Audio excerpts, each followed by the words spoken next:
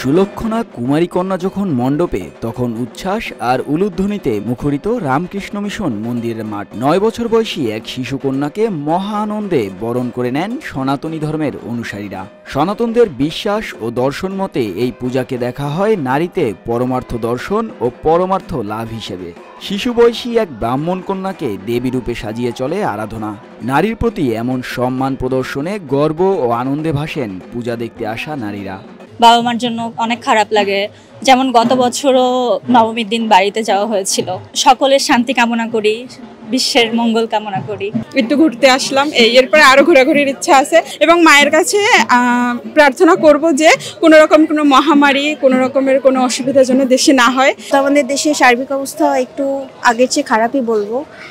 এই কারণে দেখা যাচ্ছে অনেক কিছু করতে চাইলেও মনের মধ্যে একটা ভয় আছে যে এই বুঝি কিছু হবে, তখন আর কি দেখা যায় যে মনের মধ্যে একটা আশঙ্কা কাজ করে। তাও মায়ের কাছে এবার এটাই প্রার্থনা যে সবকিছু কাটিয়ে পুজোটা ভালোভাবে কাটুক। নারী হিসেবে এটা আসলে দেবী সম্মান হিসেবে পূজা করা হয়। মেয়ে হিসেবে আসলে এটা খুবই গর্বের বিষয়। আমাদের খুবই ভালো লাগে যে যখন আমরা এইভাবে একটা মেয়েকে পূজা করা হয়, আমাদের খুব সম্মানের চোখে দেখা হয়। সারা বছর না হলেও এই কয়েকদিন তো দেখা হয়। অষ্টমীর দিনে ভোর থেকেই রামকৃষ্ণ মিশনে আসতে শুরু করেন অনুসারীরা। সময়ের সাথে সাথে কুমারী কন্যাকে দেখার আগ্রহ বাড়তে থাকে পুরো প্যান্ডেল জুড়ে। এক পর্যায়ে পর্দার আড়ালে চলতে থাকে কুমারী কন্যাকে মঞ্চস্থ করার কার্যক্রম। বাড়তে থাকে আগ্রহ উদ্দীপনা। হঠাৎ করেই পর্দা সরে যায় এবং মঞ্চে দেবী দুর্গার সামনে দেখা যায় দেবী রূপে সাজানো এক শিশু কন্যাকে। পর্দা সরে যেতেই শুরু হয় উলুধ্বনি এবং চিরাচরিত উল্লাসধ্বনি।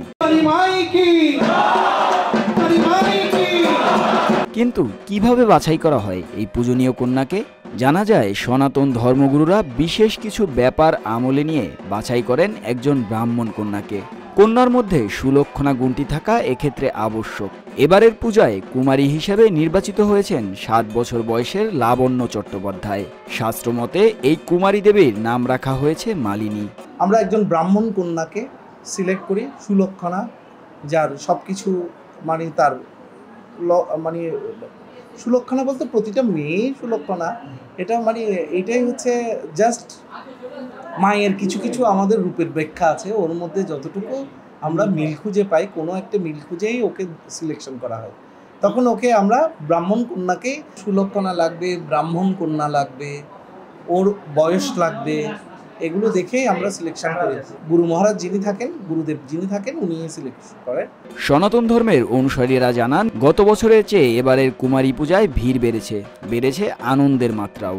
কুমারী দেবীকে দেখতে এবং প্রসাদ গ্রহণে দীর্ঘ লাইনে দাঁড়াতে হয় ভক্ত অনুসারীদের। পুজোর মণ্ডপ পেরিয়ে লাইন চলে যায় মন্দিরের বাইরে পর্যন্ত। খুবই আনন্দ, এটা তো আমাদের বছরের সবচেয়ে বড় পূজা। এই অষ্টমী দিনই সবচেয়ে আনন্দ। খুব ভালো এবং সিকিউরিটিটা বিশেষ করে আমরা বলবো ভালোই, মানে অন্যান্য বারের তুলনায়। আর আশা করছি সবাই ভালোভাবে পুজো উদযাপন করবে। সবাইকে শারদীয় শুভেচ্ছা। গতবারে তো একটা মানে 5ই আগস্টের পর একটা মানুষের একটা আতঙ্কে কাজ করছে, তো ওই আতঙ্কটা আস্তে আস্তে কেটে গেছে। মানুষের ভিতরে এখন সঞ্চালন হয়েছে, ধীরে ধীরে মানে স্বাভাবিক হচ্ছে আর কি। আমরা চাই এটা অব্যাহত থাকুক। কুমারী পূজায় পূজনীয় সুলক্ষণা কন্যাকে এক নজর দেখার জন্য অষ্টমীর দিনে রামকৃষ্ণ মন্দিরে ঢল নামে সনাতন ধর্মের অনুসারীদের। উৎসব আমেজে তারা বরণ করে নেন কুমারী কন্যাকে। 9 বছরের একটি শিশুর পায়ে পড়ে শত শত শ্রদ্ধার প্রণাম। তবে নারীর প্রতি যেন এই শ্রদ্ধা সারা বছরই বহাল থাকে, এমনটাই প্রত্যাশা করেন কুমারী পূজায় আসা সনাতনী নারীরা। মুস্তাফিজ আবির, ডেস্ক রিপোর্ট, রূপালী বাংলাদেশ।